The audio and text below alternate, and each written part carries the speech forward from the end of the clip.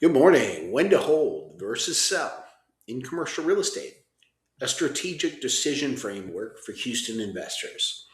And in today's market, especially heading into what many are calling a price discovery cycle in 26, commercial property owners in Houston, Katy, and Fulshear are facing a pivotal question.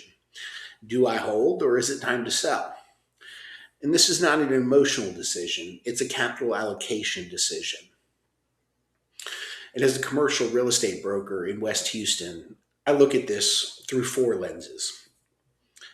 So, first is market cycle positioning, but asset performance and risk, but also capital stack structure and the opportunity cost involved. So, let's break it down a little further. Let's look at market timing. And are we in an expansion or a price discovery cycle? And Houston's CRE market is not uniform. Industrial and logistics remain resilient, and retail pads with corporate tenants are compressing cap rates, whereas office assets are facing refinancing pressure and elevated vacancy. Now, if your asset class is experiencing declining demand, or if you're facing refinancing at 250 to 400 basis points higher than your current note, or if you're seeing lender enforcement instead of extensions, you may be in a window where selling protects equity. However, with that said, if population growth continues, so think Fulshear and Katy's explosive expansion, or if tenant demand is durable, or if you have long term fixed rate debt for a bit, holding may create stronger long term appreciation. And here's a little simple rule: don't sell because of fear, sell because capital can be deployed more efficiently elsewhere. Best bang for your buck. But two, asset performance. Is NOI growing right now or is it flat? And if your net operating income or NOI determines your value, it's not going to make the headlines decisions on whether to buy or sell. But ask yourself this: are my rents at market right now? Is there some lease rollover risk? Do we have strong credit strength in our tenants? Or are our operating expenses rising faster than our revenue? Now, if your NOI is at a standstill, it's stagnant, or if deferred maintenance is increasing on your building, or if you have major capital expenditures on the horizon that you're aware of, it may be time to exit before value erosion accelerates. So it's a couple different lenses to look at things. Now, also with the same side of that, or flip side of the coin, if you have long-term leases and with a strong tenant mix, and you've got some above market absorption in your submarket, holding is likely the better strategy, and it's going to compound your value over time. Three is capital stack risk. So, what does your debt look like right now on the property? And this is where many owners can miscalculate. So, some things we kind of need to look at from that lens is when's your loan maturity date? Are you in a floating or a fixed rate debt instrument?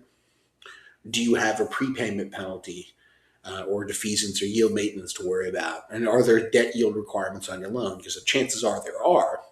And the point is refinancing feasible?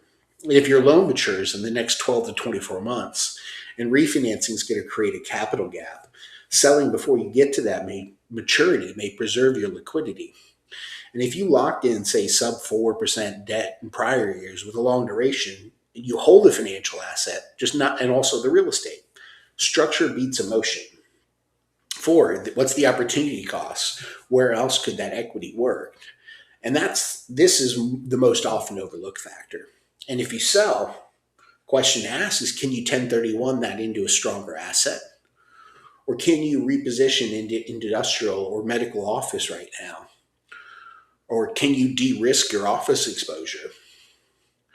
And if you're seeing that the equity could increase your cash flow or reduce your leverage risk, or if you can improve your tenant credit profiles by switching into a new asset, then selling becomes a strategic decision and not a reactive one. And for five, tax strategy matters. So before selling, you can consider some potential capital gains exposure or any depreciation recapture. but also your 1031 exchange timing of moving into the next investment. And also if there's any estate planning implications along the way. A well-structured sale can defer taxes and improve your portfolio quality, whereas a rush sale can destroy your compounding momentum. So let's look at some Houston-specific insights for 2026.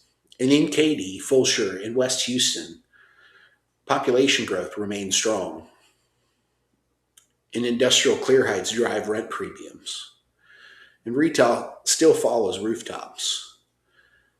And office right now remains bifurcated. So Class A versus aging inventory. There's a big gap in between the two. And 2026 may create acquisition opportunities, but only for those with liquidity. And sometimes holding is the offensive move, and sometimes selling funds your next strategic play. So here's the final thought for the day. The question is not really, should I sell? The real question is, does this asset still fit my 5-year capital strategy? And if it does, hold it with conviction. And if it doesn't, let's sell with discipline and move it over into the next pile. And if you want a portfolio review specific to Houston submarkets, let's talk some more. You can visit me at houstonrealestatebrokerage.com to figure out how to get a hold of me. Love to talk to you more. Take care.